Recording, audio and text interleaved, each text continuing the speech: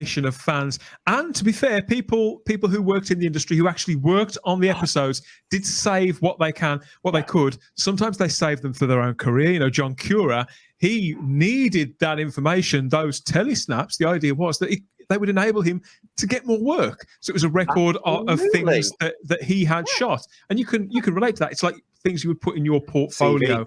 Yeah. And as many people were proud of their work on that show, just as they probably were on every other show. And some things that were saved were down to people quite high up who would squirrel away what they could. Sadly, nothing that we know of was retained by Sidney Newman, who was one of the creators of Doctor Who back in 1963. But this next huge myth we've got particularly concerns Sidney Newman, though more later in his life, in the 80s, doesn't it, JT? So this is concerning Sidney Newman. He was back in the UK in the mid 80s, wasn't he? And I think it's fair to say that he was somewhat on his uppers, wasn't he? Yeah, he was looking for work. He was looking for work. He was looking for work. And he'd come back to the UK after a period back in Canada. He was originally Canadian. His career, he spent time both here and there, and he had lots of successes in his life. But at this point in his life, he was looking for a new position, wasn't he? And to reconnect with not just people that he'd worked with before, but to sort of stake a claim really to an intellectual property, into a series that he'd kicked off that was now. It wasn't quite like that, and we'll just explain the situation. One of the niggles and one of the myth-busting things for me about this has been this whole situation from 1985, the year when the BBC put Doctor Who on the infamous hiatus. And this has come back to haunt us in the last few years especially. What happened in 1985 is Michael Grade, hi Michael, he had a lunch, the infamous lunch with Sidney Newman. Now, in context, Michael Grade is from an incredible showbiz family. His father was Sir Lou Grade, responsible for some of the most amazing British and Anglo-American shows in television history. Their show business history goes back years. He knew everybody in the business. Honestly, they knew everybody because they've been around for generations in the industry and still are to this day. So when in 1985, Mr. Newman was looking for work, of course, after that, Michael Grade took the opportunity to go for lunch with Sidney Newman, who he respected, and they talked about Doctor Who. And this would have been a regular thing, though, wouldn't it? Because when we, John Nathan Turner, for example, his production diaries have just been published again by Richard Molesworth. Yep. And so we now see that this was for people working in the TV industry. They stayed, even if they weren't working with people on current running projects. It's like any other business, isn't it?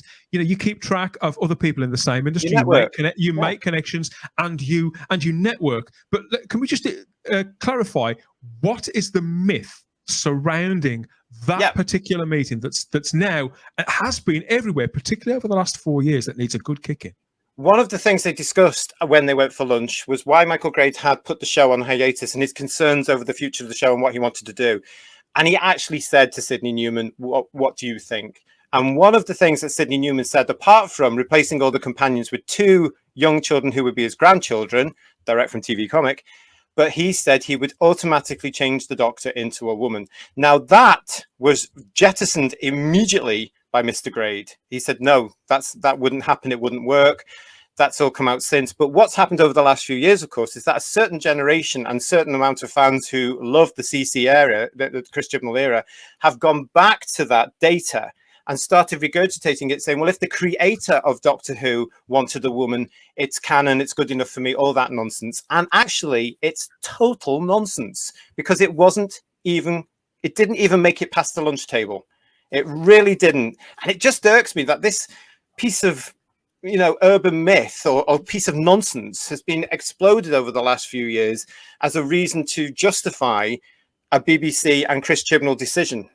Yeah, so what we're talking about is obsessive, no, that's unfair, devoted supporters of the gender swap gimmick, as we call it here, and particularly of Jodie Whittaker's Doctor, who have lent into this and kind of rewrote that meeting and that chain of events, which probably happened only over a week and a half or so, have rewritten it as some sort of great endorsement of that massive creative decision, Simon, that has undoubtedly played a huge part in tanking the fortunes of the show in the last few years. And of course, following on from exactly that is of course the infamous brain of Morbius myth, that it was fully intended that those faces on screen, and I know we've gone through, so we're not going to talk about it now, but that fully intended those faces on screen were the Doctor. That's what he's now claimed, and that wasn't the case. It was very much as we've said so many times, the production team were just making a television program, and they actually thought it'd be a bit of a wheeze, and some of them thought maybe they are the Doctor. I think Philip Hinchcliffe has gone on record as saying, I think that was the intention,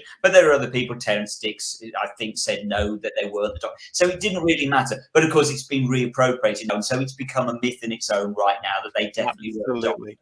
I suppose this is the problem with a show that continues and carries on and carries on and carries on and gets handed down to generation, because I'm when we're gone and the show's still going, I hate to think what they'll look at all this sort of stuff about the reboot Who and the nonsense that's gone around that, because it's recorded and catalogued in a different way. But it just when this thing about Sidney Newman came out, I said, what the hell's he got to do anything? He is not the Gene Roddenberry of Doctor Who. American friends watching, he is nowhere near the Gene Roddenberry of Doctor Who. He was one of several people involved in the creation of Doctor Who, wasn't he?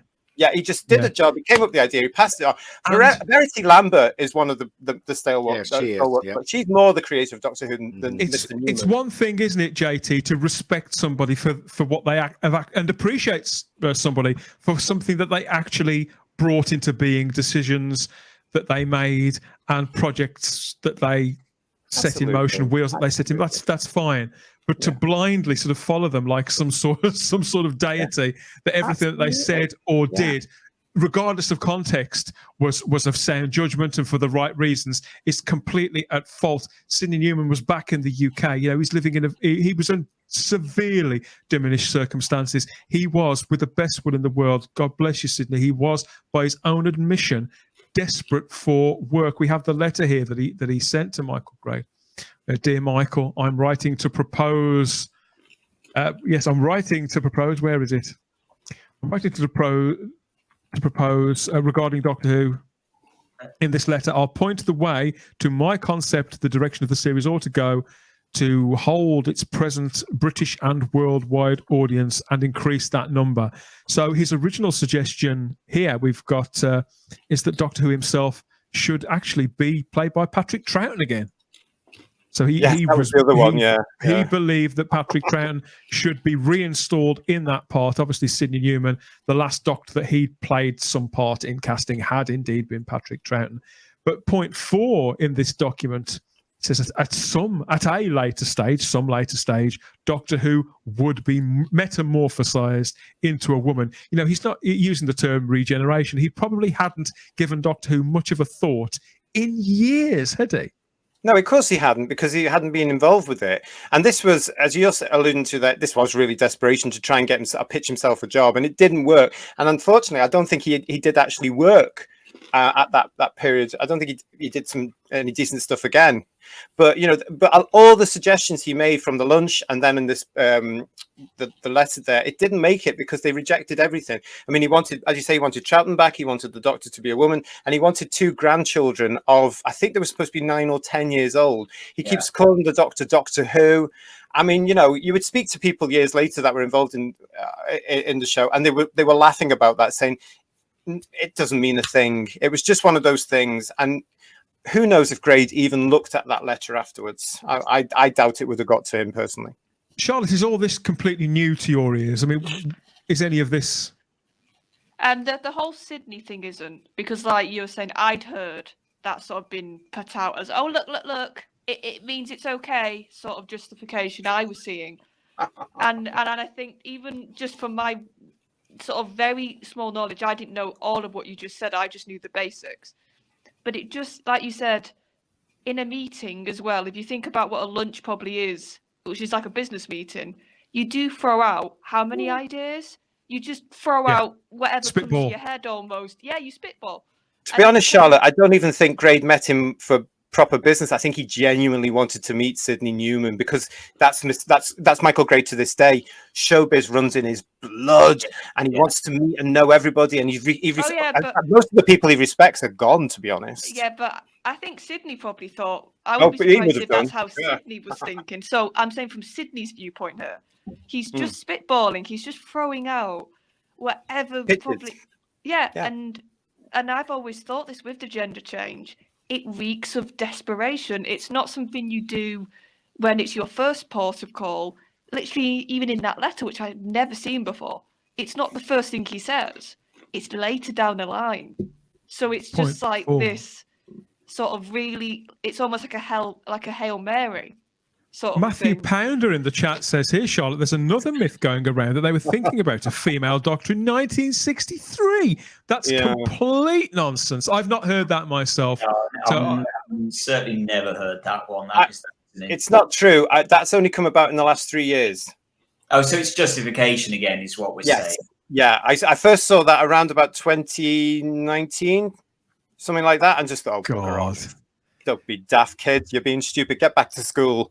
Yeah, so I think this one is, this does pop up now and again, and I think it'll take a long time before it's completely exorcised. Well, let's hope we've done something towards that, because it's nonsense. It's insufferable when people sort of trot this out in a really sort of smug way, and you think, have I really got to go through all this again? And sometimes depending on how you're feeling on any given day, sometimes you do, and sometimes you don't. They don't listen though, do they? I mean, I remember trying to justify this nonsense on Facebook and stuff like that, and you're met with flames. So you can't talk to some people. But revisionist history is all around us in the real world now, and people are rewriting real events to suit their look of the world right now. So of course Doctor Who's going to be affected or infected by that one.